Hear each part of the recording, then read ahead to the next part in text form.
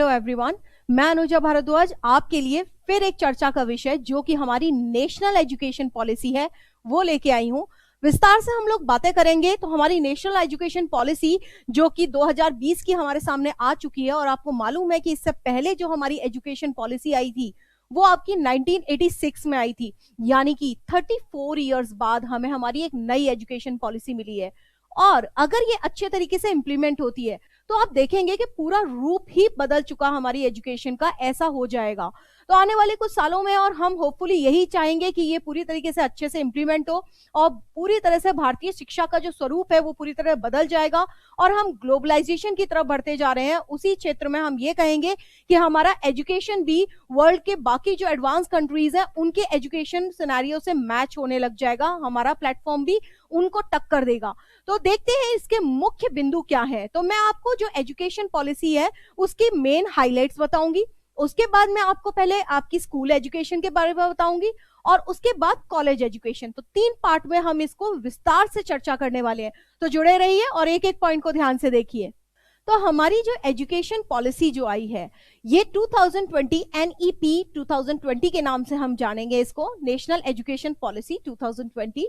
ये जो बात है ये पहले से ही चल रही थी, यानी कि जिस समय हमारे शिक्षा मंत्री प्रकाश जावड़ेकर थे तब से ही हमारी इसके बारे में चल रही थी चर्चा, और उसका काफी काम तो प्रकाश जावड़ेकर के द्वारा ही किया गया है। इसीलिए आपने देखा होगा कि जब एजुकेशन पॉलिसी हमारे सामने आई है तो उस समय प्रकाश जावड़ेकर भी प्रेजेंट थे, और इस समय के जो एजुकेशन के लिए मानव संसाधन मंत्री, जिनको अभी हम बात करेंगे, नया नाम आ गया है, डिपार्टमेंट का नाम ही बदल दिया गया है, तो वो हमारे जो है निशंक जी, वो भी हमारे रमेश पोखरियाल निशंक, ये भी प्रेजेंट थे। तो दोनों लोग प्रेजेंट थे।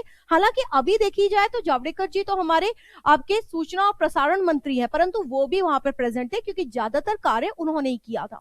ये जो इसका प्रारूप था ये पिछले कई सालों से तैयार हो रहा था, और इसका जो पूरा फ्रेमवर्क बनाया गया है, जो इसके सजेशंस थे वो मेनली उसके लिए कमिटी बनाई गई, और उस सजेशन में जो मेन आइडियाज थे वो किसके थे, के कस्तूरी रंजन। और ये के कस्तूरी रंजन के अंडर में ये पूरी की पूरी एक कमिटी बिठाई गई है 9 लोगों की, और इनमें जो हेड है वो के कस्तूरी रंजन, जो कि हमारे पहले इसरो के आपके चेयरमैन रह चुके हैं।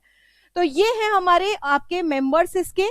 आगे देखते हैं अब मेन हाइलाइट्स। मेन हाइलाइट्स में अगर मैं बात करूं, एक एक बिंदु को आप देखिए। ये नोट्स हमारे टर्निंग पॉइंट के जो एप्लीकेशन है उस पे आपको फ्री नोट्स PDF में आपको अपलोड भी मिल जाएंगे। अगर आप और बाद में इसको अपने आप से और पढ़ना चाहते हैं तो वहां भी अवेलेबल रहेगा। देखिए, public investment in education sector to reach 6% of GDP। सबसे पहली बात, ये सारी बातें एग्जाम में पूछी जा सकती हैं, और अब जो आने वाले एग्जाम्स होंगे जिनका पेपर अब बनेगा और वो आपका 3 महीने बाद, तो वो यहाँ से जरूर ही पॉइंट लेगा। ऐसा हो ही नहीं सकता कि अब एग्जाम में नेशनल एजुकेशन पॉलिसी से कोई पॉइंट ही ना ले, जरूर लेंगे। अब देखिए, अभी तक होता था 4.2 या 4.3 आप सुनेंगे जो एजुकेशन को बजट का परसेंट एलोकेट होता था GDP का। GDP का 6% अब दिया जाएगा इन प्लेस ऑफ 4.2 और 4.3। 4.2 कहीं मिलेगा, कहीं 4.3 मिलेगा, उसकी जगह अब 6% GDP का एलोकेशन होगा सिर्फ एजुकेशन फील्ड के लिए, जो कि बहुत बड़ा कदम है। देखते हैं, integration of vocational, teacher and professional education, यानी कि वोकेशनल ट्रेनिंग पे जोर दिया जाएगा। वोकेशनल ट्रेनिंग जो कि हमें कुछ कार्य सिखाती है, यानी आजकल सिंपली रोट लर्निंग या डिग्री हासिल करना पूरा नहीं है, ये तो आप सबको भी मालूम है। कुछ ना कुछ स्किल डेवलपमेंट नेसेसरी है, आज की रिक्वायरमेंट है। यानी कि अगर मान लीजिए मैं अपना एग्जांपल लूं, मैं हूं एक आपकी, और उसके बाद में एक व्यक्ति, और एक व्यक्ति ने अपना क्या किया, डिग्रीज होल्ड कर ली, मेरे पास ग्रेजुएशन है, मास्टर्स है, सब कुछ है, लेकिन अगर मुझे स्किल नहीं है और मुझे ये कंप्यूटर ऑपरेट करना नहीं आए, या मैं इस तरह के नोट्स को टाइप भी ना कर पाऊं, तो मेरी डिग्रीज को मैं बहुत अच्छे से यूटिलाइज नहीं कर पाऊंगी, रोजगार के क्षेत्र में नहीं बढ़ पाऊंगी, तो वहां पे ये मेरे लिए एक हिंड्रेंस का काम करेगा। तो इसके लिए अब क्या किया, अलग अलग क्षेत्रों में वोकेशनल ट्रेनिंग दी जाएगी, न सिर्फ कॉलेजेस में बल्कि स्कूली शिक्षा के साथ ही आपकी वोकेशनल ट्रेनिंग शुरू हो जाएगी। टीचर्स के और प्रोफेशनल एजुकेशन के लिए भी बहुत अच्छे अच्छे कोर्स, और उनके लिए प्रॉपर अब टीचर्स की नए फ्रेमवर्क के अकॉर्डिंग ट्रेनिंग भी दी जाएगी, वो प्रोग्राम चलाए जाएंगे। थर्ड बोल रहे हैं स्पेशल एजुकेशन जोन, जहां पे आपके डिसएडवांटेज रीजन है, जहां पे आपके बहुत ज्यादा ड्रॉप आउट है या बच्चे शिक्षा की तरफ नहीं बढ़ पा रहे हैं, उन रीजन को लोकेट किया जाएगा डिसएडवांटेज या आपका एरिया को स्पेशल एजुकेशन जोन के नाम से।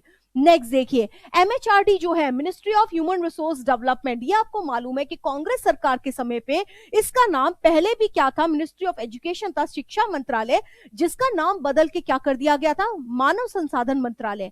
और अब बीजेपी की सरकार में इसका नाम वापस से बदल के मानव संसाधन मंत्रालय की जगह पे शिक्षा मंत्रालय नाम रख दिया गया है। तो ये एक बहुत बड़ा चेंज है। तो यानी कि यही मैं आपको बोल रही थी स्टार्टिंग में कि निशंक जी जो हैं आपके, रमेश पोखरियाल निशंक जी, इनको अब हम मानव संसाधन मंत्री ना कह के अब हम इनको शिक्षा मंत्री कहेंगे। नेक्स्ट देखिए, 50% ग्रॉस एनरोलमेंट रेशियो होगा, हमारा एम है, ये हम लक्ष्य रख रहे हैं कि ग्रॉस एनरोलमेंट रेशियो 50%। कहां पे, हायर एजुकेशन। देखा ये जाता है भारत में कि स्कूली शिक्षा तो जैसे तैसे बच्चा कंप्लीट कर भी लेता है, लेकिन हायर एजुकेशन के लिए वो नहीं जा पाता है। तो अब ये एम रखा गया है कि 50% आपने ग्रॉस एनरोलमेंट रेशियो। तो पहले तो आप ये ग्रॉस एनरोलमेंट क्या है ये समझ लीजिए, क्योंकि यहाँ पे ये GER जो है वो स्कूली शिक्षा के लिए भी इंट्रोड्यूस हुआ है टर्म। ग्रॉस एनरोलमेंट होता है कि जितने बच्चे एडमिशन लिए आपका, उसमें से कितने बच्चे कंटिन्यू कर रहे हैं शिक्षा को। तो एनरोलमेंट रेशियो जो रहता है कि कितने बच्चों का एडमिशन लिया गया है। और उसके बाद में एक और चीज इसी के आगे देखी जाती है, नेट अटेंडेंस रेशियो, जितने बच्चों का एडमिशन हुआ और कितने बच्चों की अटेंडेंस प्रॉपर आ रही है। गांव में ये समस्या देखी जाती है, मैं खुद एक NSS की सदस्य रही हूं, तो मैंने भी ये देखा कि वहां पे गांव में बच्चों का एडमिशन है ऑलरेडी, स्कूल्स में दाखिला है, आप जाएंगे, आप ये कहेंगे स्कूल भेजिए, बोले हाँ नाम है, एडमिशन है, अब आप यहाँ पे चुप हो गए। लेकिन फिर आपको पता चलेगा स्कूल विजिट करने पे कि बहुत कम संख्या में बच्चे आ रहे हैं, बच्चे आ ही नहीं रहे हैं।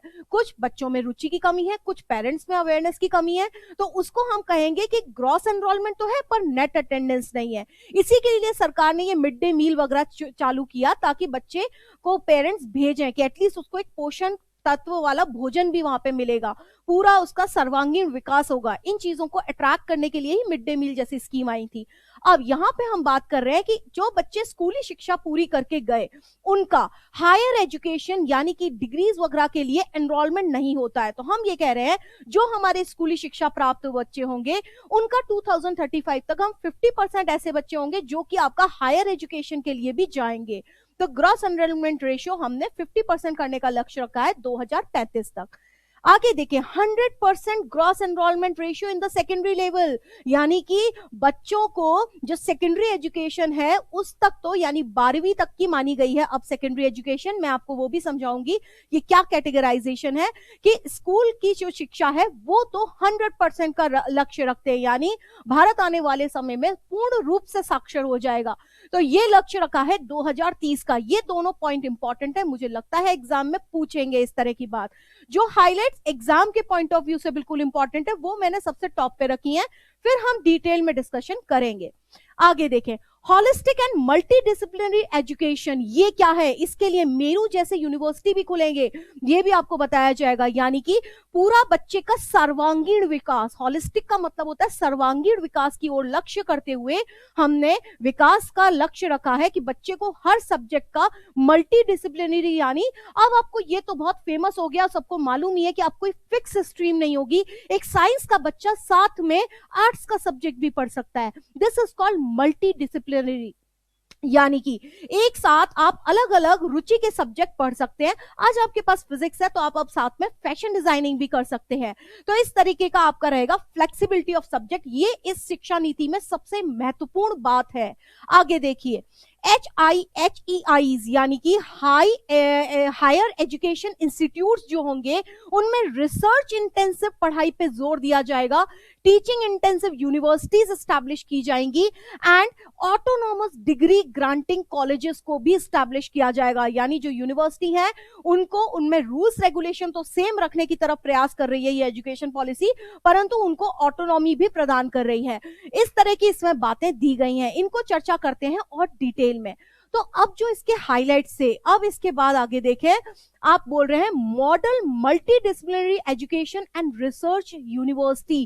क्या बोला मैंने? मेरू, अभी अभी नाम लिया था। मेरू जो है इसमें multi disciplinary education and research university, ये कुछ ऐसी यूनिवर्सिटी होंगी जहां इनका जो लेवल होगा वो तो आईआईटी और आईआईएम के बराबर होगा, ऐसा गवर्नमेंट बोल रही है। बट इसमें आपका बहुत ज्यादा फ्लेक्सिबिलिटी होगी सब्जेक्ट की। एक ग्रेजुएशन और पोस्ट ग्रेजुएशन के लिए बच्चा कोई भी सब्जेक्ट में जा सकता है और मेनली रिसर्च कर पाएगा। अब रिसर्च के नाम पे मुझे साइंस याद आता है, लेकिन वहां पे जो मेरे जैसे स्टूडेंट्स हैं उनको बहुत फायदा होगा जिन्होंने साइंस छोड़ के अपनी मर्जी से ह्यूमैनिटीज एंटर किया, 12th तक साइंस थी और ग्रेजुएशन किसी और में कर लिया। तो हमारे जैसे स्टूडेंट के लिए बहुत अच्छी चीज है कि ऐसी जो मेरू यूनिवर्सिटी आएंगी तो आप अगर साइंस में से कुछ अच्छा है, आपको लगता है कोई सब्जेक्ट, तो आप उसे भी रख सकते हैं, और जो आर्ट्स में आपको अट्रैक्ट कर रहा है वो सब्जेक्ट भी कंटिन्यू रख सकते हैं। साथ ही साथ यदि आपको ह्यूमैनिटीज से रिलेटेड किसी सब्जेक्ट में रिसर्च करनी है तो this university is the best platform. यहाँ पे आपके लिए उस तरह की चीजें उपलब्ध कराई जाएंगी कि आप वहां पे रिसर्च वर्क कर सके, आर्ट्स की फील्ड में भी, यानी सोशल साइंस की फील्ड में भी आप रिसर्च कर पाएंगे। आगे देखिए, online self disclosure based transparency system. अब ये कहा गया कोई चेक नहीं करेगा, इंस्पेक्शन नहीं होना चाहिए, आप खुद से अपनी रिपोर्ट डिक्लेयर करिए, यानी सेल्फ डिस्क्लोजर करिए। आपका क्या रिकॉर्ड रहा, क्या डेटाबेस है, कितने आपके एनरोलमेंट हुए हैं, कितनी अटेंडेंस रेशियो जारी है, पासिंग रेट्स क्या हैं, ये सब चीजें सेल्फ डिस्क्लोजर करिए। टाइम टाइम पे इंस्पेक्शन नहीं होना चाहिए बल्कि ट्रांसपेरेंसी होनी चाहिए। तो यहां पे इंस्पेक्शन की जगह पे ट्रांसपेरेंट सिस्टम बनाने की बात कही गई है। आगे देखते हैं, focus on literature and scientific vocabulary of Indian languages. यहां पे बात समझिए, भाषाओं के ऊपर बहुत जोर दिया गया है, यानी कि अब तो प्राइमरी एजुकेशन भी जब हम देखेंगे तो आपका अपनी मातृभाषा में आप कर सकते हैं, और हायर आपका जो मिडिल स्कूल है, मिडिल स्कूल तक भी आप मातृभाषा कंटिन्यू कर सकते हैं। उसी के क्षेत्र में मैं बोल रही हूं, लिटरेचर और साइंटिफिक वोकैब के ऊपर भी बहुत ध्यान दिया है, और लैंग्वेजेस जो है इंडियन लैंग्वेज उसके ऊपर ध्यान दिया है। उसके लिए अलग से इवन हम यूनिवर्सिटीज बना रहे हैं। आगे देखें, strengthening national institute for promotion of classical languages and literature. Classical language कौन सी होती है? पाली, प्राकृत, संस्कृत। तो पाली, प्राकृत, संस्कृत के लिए यूनिवर्सिटी स्टैब्लिश होंगी और इनकी शिक्षाओं को भी बढ़ावा दिया जाएगा। ये वो लैंग्वेजेस हैं जो ऑलमोस्ट आपका नहीं प्रिजर्व करेंगे तो खत्म भी हो सकती हैं। आगे देखते हैं, Indian institute for translation and interpretation. ये आपका जो ट्रांसलेशन इंस्टीट्यूट है वो भी स्टैब्लिश किए जाएंगे। भाषाओं के ऊपर बहुत जोर दिया गया है। नेक्स्ट बोल रहे हैं आपका cultural awareness of our Indian knowledge system.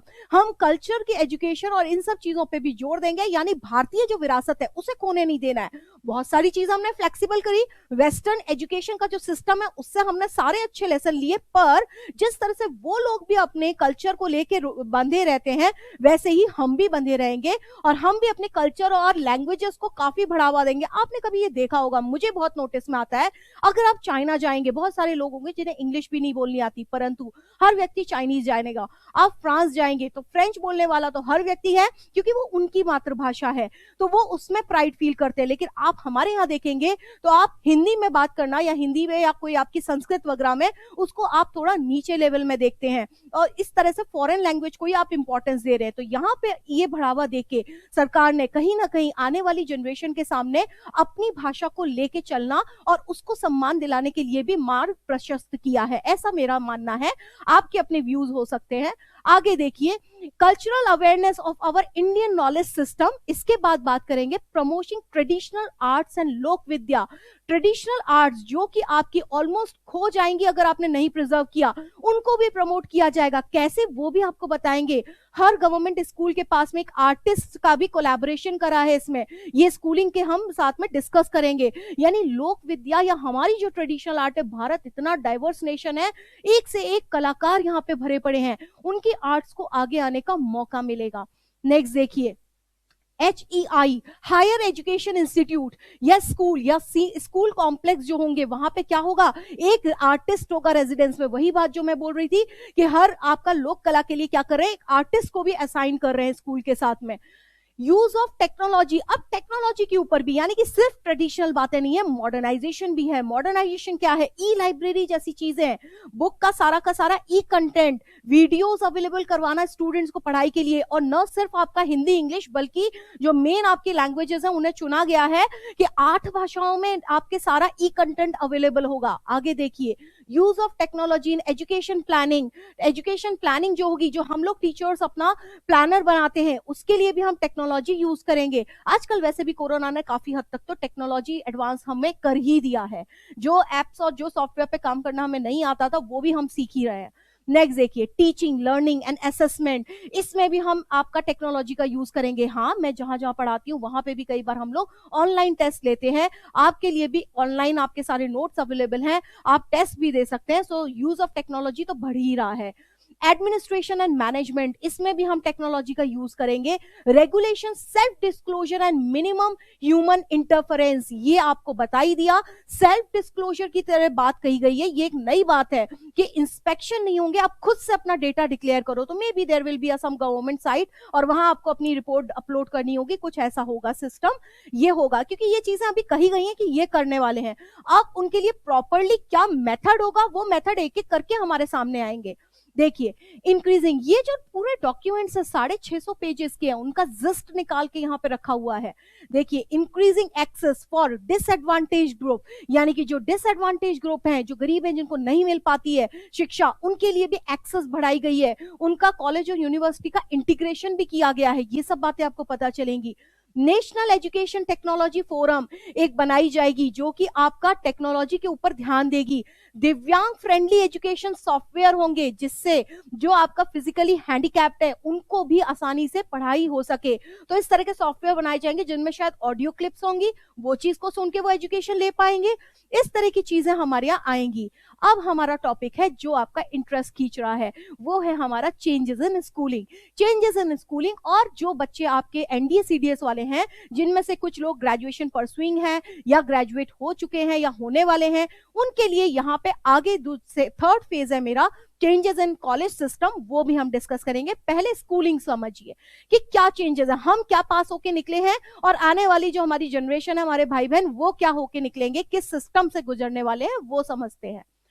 Schooling के सिस्टम में ये बोल रहे हैं कि universalization of early childhood care education, ECCE, यानी कि क्या कह दिया, न्यू बेसिक लर्निंग प्रोग्राम बनाया जा रहा है गवर्नमेंट के द्वारा। किसके लिए?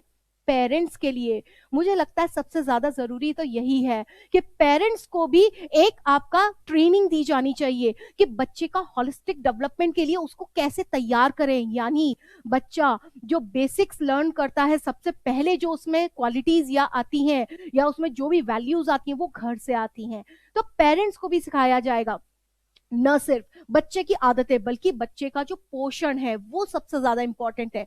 अगर हेल्थ अच्छी है तो बच्चा अपना बेस्ट आउटपुट दे पाएगा, वो अच्छे से लर्निंग कर पाएगा। इसलिए पेरेंट्स को न्यूट्रिशनल फूड कैसा बच्चे को देना है, बच्चे का पालन पोषण कैसे करना है, कौन से वैक्सीन हैं जो उसके पास, इम्यूनाइजेशन उसको कंप्लीट करवाना है, तो ये सारी चीजों के लिए प्रॉपर प्रोग्राम चलाया जाएगा सरकार द्वारा। New basic learning program will be created by government for the parents to teach children up to 3 years। अब देखिए यहाँ पे क्यों ऐसा कर रहे हैं 3 years, तो देखिए 3 साल तक की जिम्मेदारी किसकी है?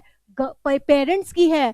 और 3 साल से ऊपर की जो जिम्मेदारी है वो आपकी किसकी हो जाएगी? अब वो आपकी सरकार की हो जाएगी। एंड फॉर प्री स्कूल, 3 से 6 साल तक का जो प्री स्कूल चल रहा है, तब भी पेरेंट्स को कितना हद तक बच्चे पे ध्यान देना है वो बातें सिखाई जाएंगी।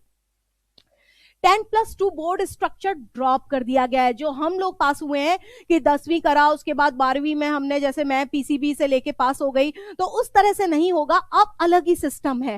अब क्या सिस्टम होगा? 5+3+3+4। इसको समझा देती हूं मैं डिटेल में। इसको बड़ा आसान सी बात है समझना, इतना मुश्किल नहीं है। अलग अलग जगह अलग अलग बात बोल रहे हैं, आप समझिए कि 3 साल तक का बच्चा जो है वो तो पेरेंट्स के पास है। 3 साल के बच्चे की स्कूलिंग शुरू हो रही है, और स्कूलिंग में उन्होंने ये कह दिया कि 3 साल की तो वो रहेगी जो आप करते थे अब तक, नर्सरी, LKG, UKG, या फिर आपको मर्जी है तो सीधे आप नर्सरी मत करवाइए या UKG ड्रॉप कर दीजिए, नर्सरी, KG और प्रेप, यानी कुछ भी ऐसा करके आपको 3 साल की प्रेपरेटरी करवानी है। तो यानी कि जो आपका प्री प्रेप होता है, यानी कि प्री प्राइमरी जो है, वो प्री प्राइमरी क्या है? आपका बच्चे का 5 साल का है, यानी कि प्री प्राइमरी में 5 साल क्या हो गए, 5 साल में भी ब्रेक है कि बच्चा पहले तो नर्सरी या केजी या आपका ये सब जो रहता है एलकेजी यूकेजी ये सब करेगा आपका 3 साल, और फिर उसके बाद बच्चा 2 साल फर्स्ट सेकंड क्लास तक का इसको माना गया है, यानी कि सेकंड क्लास में पहुंच गया बच्चा यहाँ पे। तो कितने साल हो गए भाई, आपका बच्चा एंटर हुआ था एट 3 years ऑफ एज, 3 साल का बच्चा गया है स्कूल और उसने जाना शुरू किया। 3 साल जैसे ही उसके कंप्लीट हुए आपने उसका दाखिला करवाया और बच्चे ने नर्सरी केजी में कुछ नहीं किया है, सिर्फ एंजॉय किया है। बच्चा खेलेगा कूदेगा, उठना बैठना सीखेगा, समाज से सोशलाइज होना सीखेगा, क्योंकि उसके साथ के हमउम्र बच्चे हैं, टीचर है उसके सामने, बहुत सारे लोग होंगे जो स्कूल में और विजिट करेंगे, वो अपने आप को कंफर्टेबल बनाएगा, गेम्स खेलेगा, एक्टिविटी बेस्ड लर्निंग उसकी शुरू होगी। तो वहां से उस बच्चे का मानसिक विकास शुरू हो रहा है प्रॉपर्ली, घर के बाहर एनवायरमेंट में उसकी कदम रखे गए हैं। तो 5 साल तक उसने ये शुरू किया, सेकेंड क्लास तक आ गया। अब हम बात कर रहे हैं आगे की बात, यानी कि अगर आप कैलकुलेशन करें तो 3 के बाद क्या हुआ, 3 के बाद 4 5 6 7 8 साल तक बच्चा किसमें है, सेकेंड क्लास में। ये हमारे इसके अकॉर्डिंग डेटा है। अब देखिए 5 के बाद आपका है 3 इयर्स का, तो 3 इयर्स में क्या हुआ, बच्चे ने थर्ड से लेके थर्ड फोर्थ फिफ्थ क्लास करी। कौन सी क्लास करी, तीसरी से पांचवी, यानी कि 3 साल में उसने थर्ड से फिफ्थ क्लास तक गया, यानी कि 9 10 11 साल में उसने फिफ्थ क्लास पास करी है। आगे देखें फिर से 3 इयर्स का है, तो आगे क्या किया उसने, फिर आपका 6 to 8 करा। अब देखिए ये 6 to 8 करके बाद यानी कि 12 13 14 साल के बाद उसका जो 8वीं होके वो 9वीं में घुस गया। 14 साल का बच्चा 9वीं में होता है। सीबीएसई का सिस्टम मुझे बहुत अच्छे से पता है, 14 साल का वाकई में 9वीं में ही होता है अभी भी।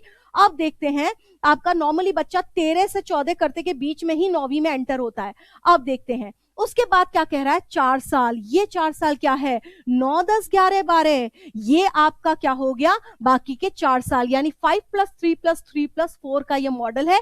अब इनके नाम देख लेते हैं। इसका मैंने आपको नाम दिया कि प्री प्राइमरी है, इनको हम नाम दे रहे हैं कि ये प्राइमरी है। आपके प्राइमरी किसको बोला गया है, आपका क्लास 3rd to 5th को प्राइमरी बोला है। उसके बाद आपका 6 to 8 को क्या बोला है, मिडिल स्कूल बोला है, तो ये आपका मिडिल स्कूल हो गया। और 9वीं से 12वीं को क्या बोला है, आपका सीनियर स्कूल बोला है। क्या बोला है, सीनियर स्कूल। तो ये हमारी 4 कैटेगरी है, pre primary, primary, middle school और सीनियर स्कूल। 12वीं के बाद क्या होगा कहानी, 12वीं के बाद बच्चा जाएगा कॉलेज में, तो वो कॉलेज की बात हम अगले सेक्शन में डिसाइड करेंगे क्या होना है। अब क्या चेंजेस है इसके अलावा, इस मॉडल के अलावा 6 क्लास के बाद से जो हम बात कर रहे थे ना वोकेशनल कोर्सेज की कोई स्किल होनी चाहिए, महात्मा गांधी जी ने ये आइडिया दिया था कि जो भी बच्चा हो उसमें क्या करके सीखो का नियम जो था वो गांधी जी की भी अवधारणा थी। हालांकि इसमें कहीं गांधी जी का रेफरेंस नहीं है, मैं सिर्फ आपको बता रही हूं। इसके अलावा इसमें 6 क्लास ऑनवर्ड्स वोकेशनल ट्रेनिंग बच्चा लेगा, यानी बच्चा हो सकता है लॉन्ड्री की जगह पे जाए और वहां से कुछ काम करना सीख के आए, किसी पॉटर के पास जाए, यानी बच्चे को स्कूली एरिया से ही इस तरह का आप ऑप्शन देंगे कि बच्चा जाएगा बाहर और वो जाके कुछ ना कुछ सीख के आएगा। किसी हो सकता है किसी लॉन्ड्री वाले से कुछ सीख के आए, किसी फ्लावर मेकिंग सीख के आए, कहीं पे कुछ और सीख के आए, कोई ना कोई वोकेशनल कोर्स बच्चा सीख के आएगा। तो जब वो स्कूल से निकलेगा तो उसके पास कोई ना कोई वोकेशनल ट्रेनिंग का कोर्स कंप्लीट करके निकला होगा, कोई ना कोई स्किल उसकी डेवलप हो चुकी होगी। साथ ही इसका एक और फायदा है, कई बार ऐसा होता है हमारे जैसे के लिए नहीं, लेकिन जो बिल्कुल ही हायर आपके क्लास के लोग होते हैं तो वहां पे एक मेंटेलिटी होती है कि ये काम तो हमारे लेवल का नहीं है। तो वहां पे बच्चे में अगर वोकेशनल ट्रेनिंग के लिए वो जा रहा है तो उसको कोई ना कोई नया काम उसकी फील्ड से हटके या उसके परिवार में जो चल रहा है उससे हटके उसे कुछ सीखना पड़ेगा। तो कहीं ना कहीं उसमें हर समाज को कोलैबोरेट करके चलने की भी क्षमता शामिल हो जाएगी उसके व्यक्तित्व में। तो बहुत अच्छी चीज है ये तो इंडिया के लिए मस्ट था। अब देखिए from 8 to 11 student can choose subjects, यानी ये भी नई बात हो गई। अब 8वीं क्लास से ही बच्चा सब्जेक्ट चुन सकता है, यानी अगर बच्चे की रुचि नहीं है किसी कंपलसरी सब्जेक्ट में तो उसे नहीं पढ़ना है वो सब्जेक्ट को बिल्कुल छोड़ के दूसरा कोई सब्जेक्ट उठा के चल सकता है। 12th तक में यानी 11th तक में जो बच्चा कर रहा है वो क्या कर रहा है, कोई भी सब्जेक्ट की रुचि ले सकता है। इवन जब वो अपना पूरा स्कूल भी पास करके चल रहा है तो वो क्या है, मल्टी डिसिप्लिनरी निकल रहा है, यानी यानी कि अलग अलग तरह के सब्जेक्ट, यानी एक फिजिक्स है अगर उसका सब्जेक्ट, हो सकता है उसके साथ उसका डांस हो, या फिर हो सकता है अगर उसके पास में कोई और कॉमर्स का सब्जेक्ट है, अकाउंटेंसी है, उसके साथ में हो सकता है उसके साथ हिस्ट्री हो। तो इस तरह का कॉम्बिनेशन भी बच्चा स्कूल में ले सकता है। एजुकेशन ऑफ गिफ्टेड चिल्ड्रन, ये भी बात कही गई है कि हर बार 1000 में से कुछ बच्चे ऐसे होते हैं जो गिफ्टेड चाइल्ड होते हैं, यानी कि जो आपका नेचुरली ब्रिलियंट होते हैं, उनको कैटेगराइज करना है, उनको अलग करना है और उनके डेवलपमेंट के लिए प्रोग्राम अलग से चलाया जाएगा, क्योंकि वो देश के लिए सबसे प्रीशियस है। ह्यूमन रिसोर्स हमारा सबसे इंपॉर्टेंट है और उस ह्यूमन रिसोर्स में जो गिफ्टेड है वो तो क्रीम है। आगे देखिए, जेंडर इंक्लूजन फंड, ये क्या है, यानी लड़कियों को भी लड़कों के समक्ष लाया जाएगा, लड़कों के बराबर उनको एजुकेशन दी जाएगी, उसके लिए अलग से एक फंड भी एलोकेट किया जाएगा ताकि स्त्री शिक्षा पर भी जोर दिया जा सके और फीमेल एजुकेशन मेल एजुकेशन के बराबर लेवल पे आ पाए, इसमें कोई डिस्पैरिटी नहीं हो। इसके लिए जेंडर इंक्लूजन फंड है। इसके लिए जो हमारे गर्ल्स के जो स्कूल होते हैं, कस्तूरबा गांधी विद्यालय, उनमें भी क्या कर दिया है, ग्रेड 12 तक के स्कूल कर दिए हैं। पहले ये मिडिल स्कूल होते थे, अब इनको सीनियर स्कूल बना के ग्रेड 12 तक के स्कूल बना दिए। फीमेल के जो हमारे सोशल वर्कर्स हैं, उनका भी ये रिपोर्ट में ये कहना है कि गर्ल्स को स्कूल एजुकेशन में ज्यादा एंगेज, ज्यादा एज तक रखना चाहिए, उससे कहीं ना कहीं उनकी जल्दी शादी होने के चांसेस कम हो जाएंगे। RT up to 12th class, अब तक जो हम जानते थे राइट टू एजुकेशन, जो 6 साल के बाद से 6 से 14 वर्ष तक के लिए होती थी, यानी 6 पूरा करके बच्चा 14 साल तक गवर्नमेंट की जिम्मेदारी थी कि बच्चे को फ्री एजुकेशन प्रोवाइड कराए। अब वो फ्री एजुकेशन यानी आरटीई, जो मेरा राइट टू एजुकेशन है, जो कि फंडामेंटल राइट में है, उसको कहा कर दिया 18 साल तक। क्यों? मैंने अभी आपको ग्राफ समझाया था कि स्कूल की एजुकेशन का हमने क्या रख दिया, 18 साल पे लड़का या लड़की 12th पास करके निकलेगा, तो आरटीई की एज लिमिट भी बढ़ा के क्या 12 तक की, यानी अब 12वीं तक की जिम्मेदारी सरकार ले रही है आरटीई के अंतर्गत। रिडक्शन इन करिकुलम, अब क्या बात कर रहे हैं, reduction in curriculum to core concept, यानी कि जो मेन कॉन्सेप्ट है उनको हम समझाएंगे और करिकुलम जो हमारा सिलेबस है उसको थोड़ा रिड्यूस करेंगे, जो मेन बातें वही सिखाई जाएंगी, जो एक्स्ट्रा है उनको हटा दिया जाएगा। इसके बाद में न्यू नेशनल करिकुलम फ्रेमवर्क बनाया जाएगा, ईसीई एजुकेशन करिकुलम के लिए, फॉर ईसीई स्कूल एंड आपका एलिमेंट्री जो आपकी एजुकेशन उसके लिए, स्कूल्स के लिए, टीचर्स के लिए और एडल्ट एजुकेशन के लिए, सबके लिए सिलेबस नया आएगा। करिकुलम से मतलब क्या समझते हैं, सिलेबस और उसकी प्लानिंग वो बिल्कुल डिफरेंट आएगी। अब नेक्स्ट बोल रहे हैं board examination will be low stakes based on knowledge application. Board के लिए कहा है, एक और बात, बोर्ड आपका एक बार ही नहीं होगा, 2 बार भी होंगे, ये बात भी कही गई है, यानी कि अगर कोई बच्चा एक बार साल में नहीं अपीयर कर सका, सही से अच्छे से परफॉर्म नहीं करा, तो उसको उसी साल में दोबारा भी चांस मिल जाएगा। 2 बार साल में बोर्ड होंगे। इसके साथ ही ये भी कहा गया कि जो मल्टीपल चॉइस क्वेश्चंस होते हैं एमसीक्यू, वो आपके आएंगे। तो अभी भी बोर्ड के जो कॉपीज होती हैं उनमें जब हम चेक करते हैं तो बोर्ड की कॉपीज चेक करने में आपके 20 एमसीक्यू है, बाकी का आपका सब्जेक्टिव है। बट इस एजुकेशन पॉलिसी में इस चीज को फोकस किया गया है, तो हो सकता है आने वाले समय में ये प्रपोर्शन और बढ़ा दिया जाए और एमसीक्यूज ज्यादा कर दिए जाएं, तो ऑब्जेक्टिव क्वेश्चंस भी इंक्लूड अच्छे खासे किए जाएंगे, ये कहा जा रहा है। इसके साथ एक और बात कही गई है, यहाँ पे एक कोडिंग होती है, यहाँ पे पॉइंट नहीं है आई थिंक, कोडिंग जो है वो भी 6 ऑनवर्ड्स बच्चे को कोडिंग सिखाई जाएगी। वो कोडिंग जो बच्चा अपने कॉलेज टाइम में या कई बार तो और भी बाद में सीखता है, वो चीज 6 क्लास से सिखाई जाएगी, क्योंकि ये माना गया है हमारे शिक्षाविदों का कि कोडिंग के द्वारा मानसिक विकास अच्छा होता है। आगे देखते हैं, medium of instruction till at least grade 5, यानी कि जो शिक्षा का माध्यम है ग्रेड 5 तक या फिर चाहे तो ग्रेड 8 तक, और preferably till grade 8 and beyond. आगे भी अगर नहीं हो कंफर्टेबल कोई बात नहीं, कॉन्सेप्ट समझो और अपनी मातृभाषा में पढ़ो। द होम लैंग्वेज और मदर लैंग्वेज और रीजनल लैंग्वेज में आप शिक्षा प्राप्त कर सकते हैं, यानी आपकी मातृभाषा जो भी है उसमें आप शिक्षा ले सकते हैं। ये बहुत अच्छा पॉइंट है। अब जो बच्चे सिर्फ लैंग्वेज के आधार पे अटक जाते थे, उनको लैंग्वेज तो कोई बैरियर रहेगा ही नहीं, वो आगे बढ़ सकते हैं। Bring back 2 crore out of the school children, यानी ऐसे बच्चे जिन्होंने स्कूल किसी भी कारण से ड्रॉप आउट कर दिया, उनको वापस लाना है। ऐसी संख्या तकरीबन 2 करोड़ की है। नेक्स्ट बोल रहे हैं board exams to test core concept and application of knowledge. Core concept check करने हैं, तो एग्जाम की जो आपकी वो होगी फ्रेमवर्क होगी, जो आपका ब्लूप्रिंट तैयार किया जाएगा वो इस आधार पे होगा जिसमें कि एप्लीकेशन बेस्ड क्वेश्चन ज्यादा हो और बच्चे की कोर नॉलेज चेक की जा सके। every child will come out of school and adopt with at least one skill. हर बच्चा जब स्कूल से निकलेगा तो उसके पास कम से कम एक स्किल होगी, जो मैं आपको बता रही थी वोकेशनल ट्रेनिंग, इसलिए बच्चे के पास कोई ना कोई स्किल होगी. Common standard of learning in public and private school. अब जो पब्लिक स्कूल और प्राइवेट स्कूल होते हैं जिनमें की दो तरह की अलग टाइप की एजुकेशन होती है वो भी नहीं होगी, सबके स्टैंडर्ड सेम रखे जाएंगे. ये भी एक पॉइंट इसमें रखा गया है. नेक्स्ट बोल रहे हैं 360 degree holistic progress of the child, यानी कि जो आपका प्रोग्रेस कार्ड आएगा वो आपका सर्वांगीण विकास को शो करेगा. इस प्रोग्रेस कार्ड में एक और बड़ी यूनिक बात कही गई है, बच्चा खुद का असेसमेंट खुद करेगा. यानी कि इस रिपोर्ट में 3 तरह की रिपोर्ट होंगी, 3 रिपोर्ट्स होंगी, जिसमें पहली जो ग्रेडिंग होगी वो स्टूडेंट खुद के लिए करेगा अपनी ग्रेडिंग, वो खुद को मार्क्स देगा कि वो कहाँ स्टैंड कर रहा है अपने हिसाब से. दूसरी ग्रेडिंग उसके फ्रेंड्स के द्वारा होगी कि उसके साथ के जो स्टूडेंट्स हैं वो उसे कहाँ कितने मार्क्स देंगे, वो उसे कहाँ देखते हैं. थर्ड ग्रेडिंग टीचर के द्वारा होगी कि टीचर के हिसाब से उसको कितने मार्क्स मिल रहे हैं.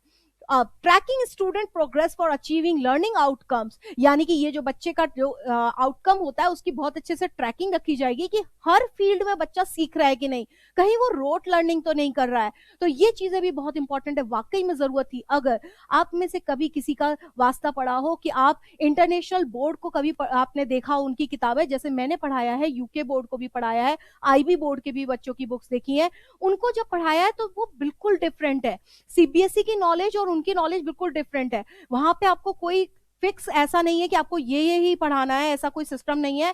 आपको उस टॉपिक पे चर्चा करनी है उनके साथ, और उस चर्चा में वो खुद सीखेगा आपके साथ में कॉन्सेप्ट, वो अपने हिसाब से उस चर्चा से कंक्लूजन निकालेगा कि इससे मुझे क्या समझ में आ रहा है, क्या बातें आपको समझ में आई, और उसी आधार पे उसका असेसमेंट होगा. जो आज की जो करंट सिनेरियो में उस टॉपिक से संबंधित कोई गतिविधि हो रही है पूरे वर्ल्ड में, चाहे वो मेरा ज्योग्राफी का कॉन्सेप्ट हो, चाहे वो मेरा कोई साइंटिफिक एक्टिविटी हो, हर चीज को वो अपनी लाइफ से रिलेट करके वो पूरे around the world global scenario में किसका कहां पे कोई करंट में कुछ हुआ है, उन चीजों को वो एग्जांपल्स के तौर पे पढ़ता है. वो उनका लर्निंग पैटर्न है, उसी तरीके का अब हमारा भी हो जाएगा.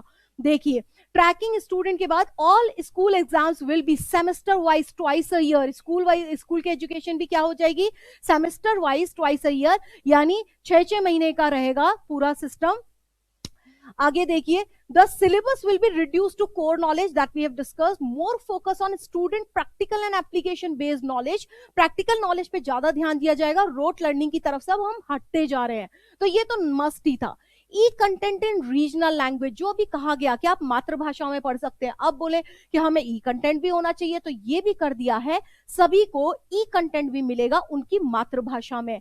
वर्चुअल लैब्स होंगी. वर्चुअल लैब क्या होती हैं, ऐसी आपकी जो लैब जिनमें कि आप क्या होगा, अलग अलग देश के भी स्कूल और कॉलेज से इंटीग्रेट रख सकते हैं.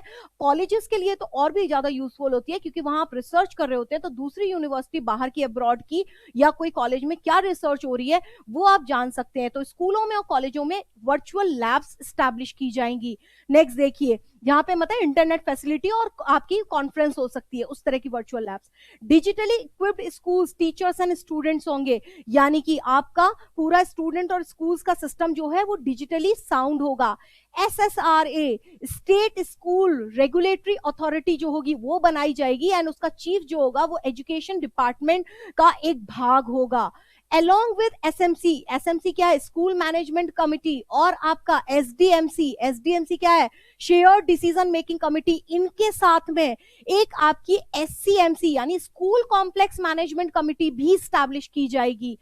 यूनिवर्सलाइजेशन फ्रॉम EECE यानी कि अर्ली चाइल्डहुड केयर, जो पेरेंट्स के लिए है प्रोग्राम, उसका यूनिवर्सलाइजेशन किया जाएगा, और उसको अलोंग विद किसके साथ, सेकेंडरी एजुकेशन के साथ अटैच करके उसको भी साथ लेके चलेंगे कि सेकेंडरी एजुकेशन तक बच्चा उस चीज के साथ जाए. पेरेंट्स को भी हम अटैच रखेंगे. और ये जो हमारा SDG 4, ये क्या है, ये है हमारा sustainable development goal. Sustainable development goal 4 में हमने यही सब बातें कही गई हैं कि बच्चे का सर्वांगीण विकास हो और पेरेंट्स के साथ में वो अपना अच्छे से हर चीज को कोलैबोरेट करे और सब चीज सीखे. नेक्स्ट देखिए, teachers to be prepared for assessment reforms by 2023. Teachers के लिए भी कुछ ट्रेनिंग कोर्सेज आएंगे, उनको भी रेडी किया जाएगा with the new system.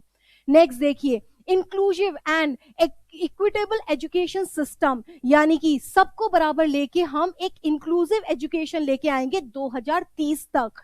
Next बोल रहे हैं नेशनल असेसमेंट सेंटर परख बनाया जाएगा। ये क्या है? इसके द्वारा जो भी आपके एंट्रेंस एग्जाम होंगे वो हम एक साथ, कोई एक ही आपकी ऑर्गेनाइजेशन होगी जो ये सब कंडक्ट कराएगी। हायर एजुकेशन की अब मैं आपसे बात करना चाहूंगी कि कॉलेज एजुकेशन में क्या बातें कही गई हैं। तो ये बोल रहे हैं कि एनटीए जो है वो ऑफर कर रहा है कॉमन एंट्रेंस, यानी कि सिर्फ एक दो एग्जाम्स को छोड़ के बाकी जो आपके जैसे नीट वगैरह का एग्जाम है उसको छोड़ के बाकी सब एग्जाम्स जो होते हैं एंट्रेंस वो एक ही ऑर्गेनाइजेशन कराएगी। All higher education will be governed by one authority, कोई एक अथॉरिटी बनाएंगे जो सभी हायर एजुकेशन के रूल्स एंड रेगुलेशंस को सेम रखवाएगी। यूजीसी और एआईसीटी जो है, जो आपका all India council of technical education जो है, उसको यूजीसी यूनिवर्सिटी ग्रांट कमीशन के साथ मर्ज कर दिया जाएगा। नेक्स्ट देखिए, ऑल यूनिवर्सिटी गवर्नमेंट, चाहे वो प्राइवेट हो, ओपन हो, डीम्ड हो या वोकेशनल एक्सेट्रा दिलारी हो, उनके लिए सेम गाइडेंस और सेम रूल्स रहेंगे। Same level of accreditation, accreditation कहते हैं मान्यता को, यानी कि सभी कॉलेज को सेम मान्यता दी जाएगी। जो उनकी रेटिंग होगी उसके अनुसार उनको ऑटोनॉमस राइट्स और फंड्स दिए जाएंगे। अब यहाँ पे एक और बात है कि चाहे स्कूल हो या कॉलेज हो, प्राइवेट और सरकारी, उनकी फीस डिस्पैरिटी भी कम की जा रही है, मनमानी फीस वो नहीं रख पाएंगे। मल्टीपल एंट्री और एग्जिट फ्रॉम एनी कोर्स, ये आप लोगों के लिए इंपॉर्टेंट बात है कि आप कभी भी एंटर हो सकते हैं, कभी भी एग्जिट हो सकते हैं कोर्स में, और आपका साल लैप्स नहीं जाएगा, आपको उसका क्रेडिट मिलेगा। यानी कि है क्या, क्रेडिट ट्रांसफर दिया जा रहा है। यानी कि आप मान लीजिए फर्स्ट ईयर में आप एंटर करें, आपने बीएससी में एडमिशन लिया, आपको नहीं अच्छा लगा, आपने छोड़ के आपने कॉमर्स ले ली, आपने ह्यूमैनिटीज ले ली, आपने फैशन डिजाइनिंग का कोर्स ले लिया, तो वो फर्स्ट ईयर के लिए आपको सर्टिफिकेट कोर्स मिलेगा। 2 साल का डिग्री लेते हैं तो आपको डिप्लोमा का सर्टिफिकेट मिलेगा। 3 साल की पूरी डिग्री लेते हैं तो आपको डिग्री कोर्स कर रहे हैं। अगर आप 4 साल की डिग्री ले रहे हैं, यानी ग्रेजुएशन 3 या 4 दोनों में अवेलेबल होगी, 4 साल ले रहे हैं तो रिसर्च डिग्री मिलेगी। ये चीजें हैं इसमें। और ये आपका अंडर ग्रेजुएशन प्रोग्राम जो होगा, यूजी प्रोग्राम, तो वो आपका क्या हो गया, 3 से 4 साल का हो गया। पीजी प्रोग्राम 1 या 2 साल, यानी कि यदि कोई आपका 4 साल का प्रोग्राम ग्रेजुएशन का करके आ रहा है, रिसर्च ऑलरेडी करके आ रहा है, तो उसके लिए पीजी 1 ही साल की होगी। यदि आपको जॉब के लिए कॉम्पिटिटिव एग्जाम देना है तो आप 3 साल की ग्रेजुएशन करेंगे और फिर आप सीधे कॉम्पिटिशन में चले जाएंगे। बाद में आपको इच्छा हुई कि अब मैं पीजी करूं, तो आपको 2 साल वाली पीजी करनी होगी।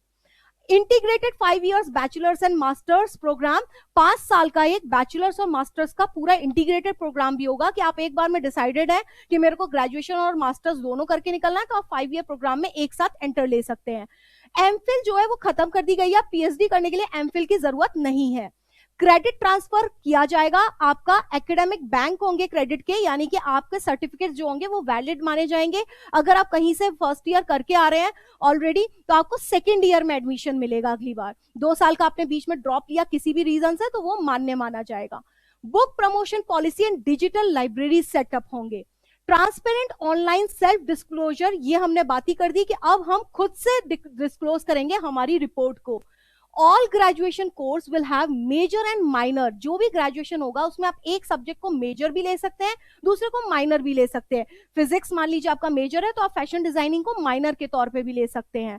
इसके बाद में आपका करिकुलम इंटीग्रेट होगा, 21st सेंचुरी स्किल्स और मैथमेटिकल थिंकिंग और साइंटिफिक टेम्पर को इंक्लूड किया जाएगा कि हर बच्चे में लॉजिकल थिंकिंग और मैथमेटिकल थिंकिंग आए। स्कूल के समय से ही हम कोडिंग इसीलिए सिखा रहे हैं।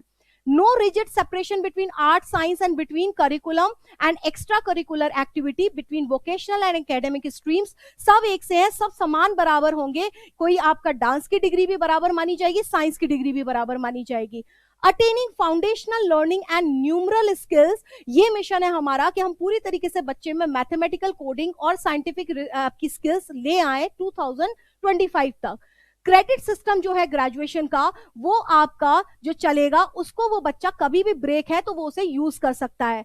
कोई भी ग्रेजुएशन कोर्स के लिए आपको बता दिया, सर्टिफिकेट कोर्स, डिप्लोमा कोर्स या आपका डिग्री कोर्स या रिसर्च डिग्री कोर्स, 4 तरह के आपको सर्टिफिकेट मिलेंगे। ग्रेजुएशन कोर्सेज जो हैं वो आपका एक सिंगल अथॉरिटी होगी जो कि सभी के ऊपर कैपिंग रखेगी, उसके द्वारा ऑर्गेनाइज किए जाएंगे। न्यू टीचर्स ट्रेनिंग बोर्ड भी एक सेटअप किया जाएगा जो कि टीचर्स को इन सब टेक्नोलॉजी के साथ कंफर्टेबल करेगा। National professional standard for teaching जो है वो भी सेटअप किया जाएगा। अब हम अपनी अंतिम बात कर लेते हैं, जो बच्चे टीचिंग के लिए ट्राई कर रहे हैं तो टैट जो होगा वो अब सेकेंडरी एजुकेशन के लिए भी टैट आपका कंपलसरी है। 4 इयर्स का इंटीग्रेटेड बीएड प्रोग्राम में आप एंटर कर सकते हैं, यानी ग्रेजुएशन के साथ आपने डिसाइड कर लिया कि मेरे को टीचिंग में जाना है, तो आप इंटीग्रेटेड कोर्स में लेंगे, तो आपके लिए बीएड 1 साल की है। अगर आपने आफ्टर ग्रेजुएशन ये सोचा कि मेरे को बीएड करना है, तो आपके लिए बीएड 2 साल की होगी। यदि आपने एमए कर रखा है या मास्टर्स किसी भी फील्ड में कर रखा है, तो आपके लिए बीएड 1 ही साल की होगी। टीचर्स अपॉइंटमेंट में आपका डेमो या स्किल टेस्ट भी होगा, इंटरव्यू भी लिया जाएगा। ट्रांसफर पॉलिसी खत्म कर रहे हैं, सिर्फ प्रमोशन के केस में ट्रांसफर किए जाएंगे शिक्षकों के। क्वार्टर दिया जाएगा रूरल एरिया में, जैसे कि आपके बाकी फील्ड में सरकारी दफ्तरों में क्वार्टर होते हैं, टीचर्स को भी क्वार्टर देंगे।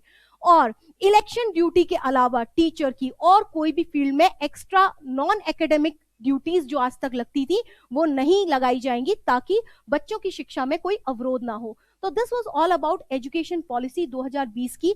अगर आपको और भी कोई डाउट है तो आप कमेंट सेक्शन में लिखते रहिए, मैं पढ़ूंगी और उनका वहीं पे आपको रिप्लाई करूंगी। जरूरत लगी तो हम एक और वॉल्यूम लेके आ जाएंगे इसके बारे में और चर्चा करने के लिए। Thank you.